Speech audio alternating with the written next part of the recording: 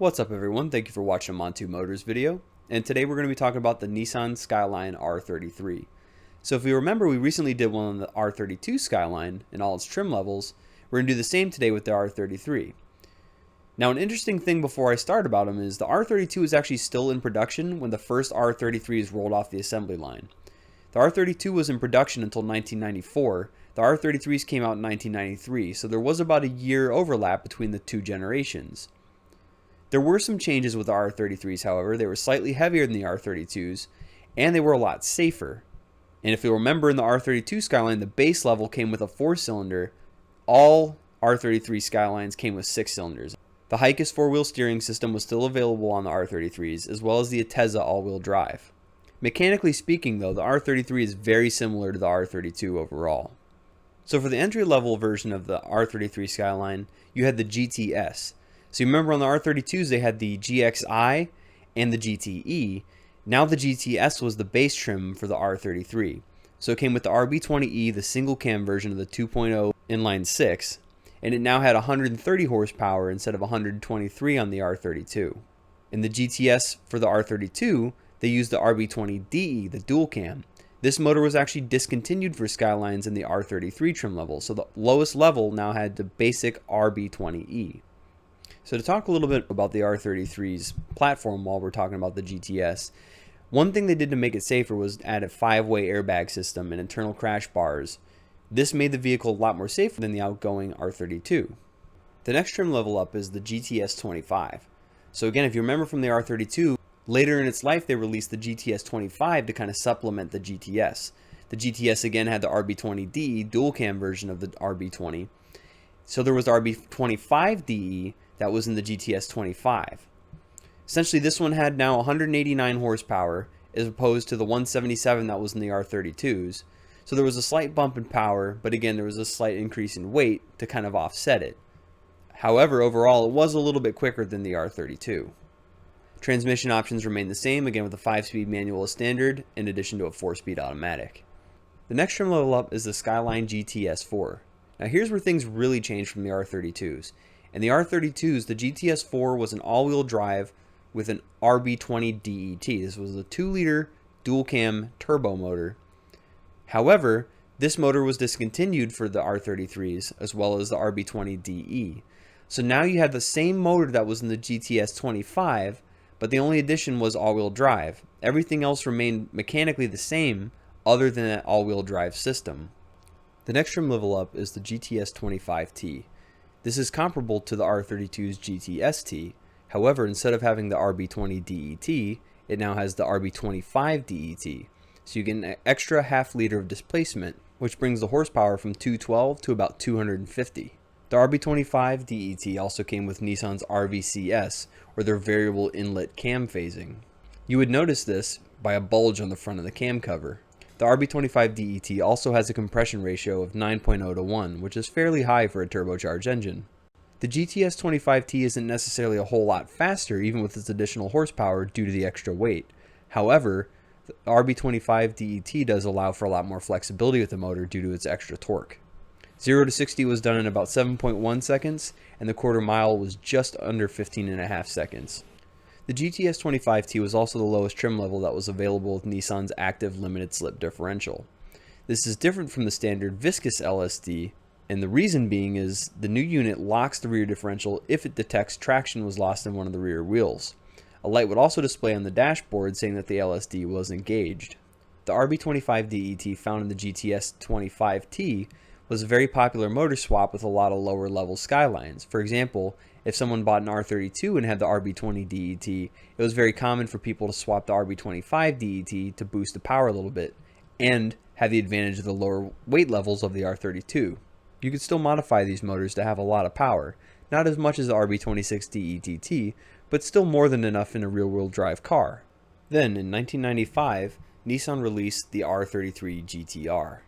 This was mechanically roughly the same as the R32, but they did make a few improvements. For example, the horsepower remained the same due to the gentleman's agreement. However, Nissan upped the torque due to a few changes with the motor and the turbo system.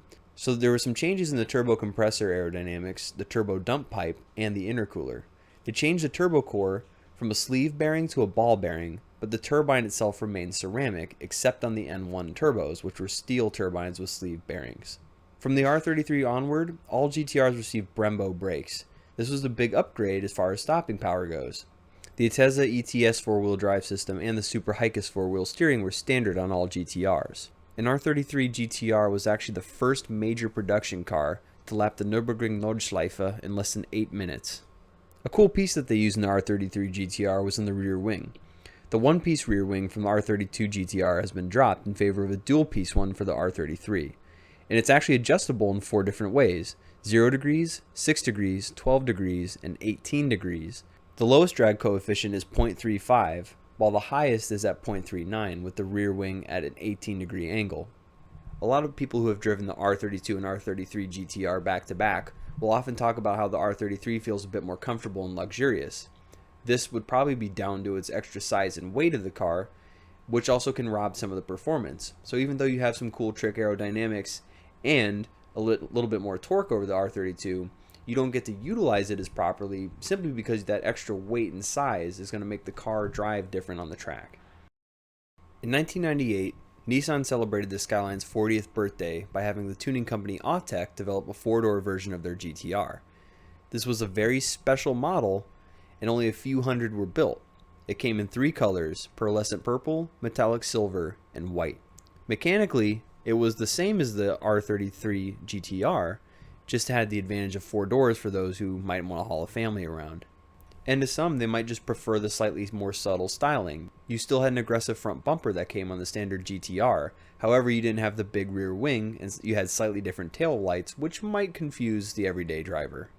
In 1996, Nissan's motorsport division, Nismo, released a special edition called the LM Limited. It was produced in a color called Championship Blue, which was unique to the car, and it had a few special features to boot. For example, it had a front splitter lip to direct air to the upper front aperture, and a carbon fiber rear wing with a gurney flap. There were carbon fiber inserts on the rear wing fins with a GTR badge on the inserts. There was even a GTR Skyline logo under the checkered flag that was placed on the C-pillars. Nissan released just 98 LM Limiteds to the Japanese market only. It was designed to commemorate their success in the 1995 Le Mans 24-hour circuit. In late 1997, Nismo produced a version called the 400R, R standing for racing, 400 standing for the horsepower. The RB26DETT was born and stroked, now named the RBX-GT2, and was produced with help by Reineck.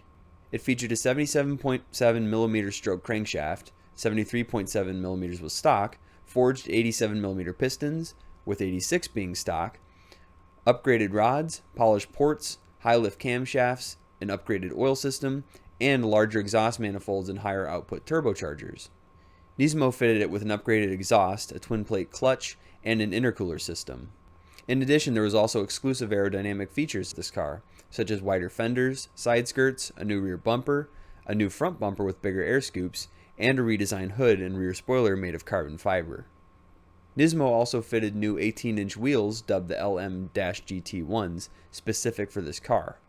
The 400R was able to reach a top speed of over 186 miles an hour and had a 0 to 60 time of 4 seconds.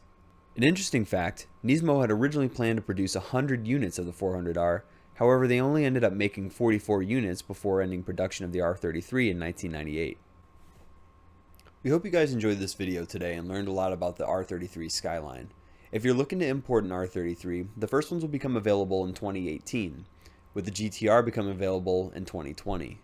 So unfortunately we won't be able to bring these cars in for a few years, but as soon as they're available, you can bet that we will be bringing them in. Thank you for watching this video, and have a good one. Definitely recommend Monty Motors. And I would definitely go through Monty Motors again and again. Registration, insurance, all that stuff, but at the end of the day, they took care of every fear you could possibly have. They'll be able to answer it right on the spot. That was a ridiculously simple process for getting a JDM car. I couldn't be happier with my purchase from Monty Motors.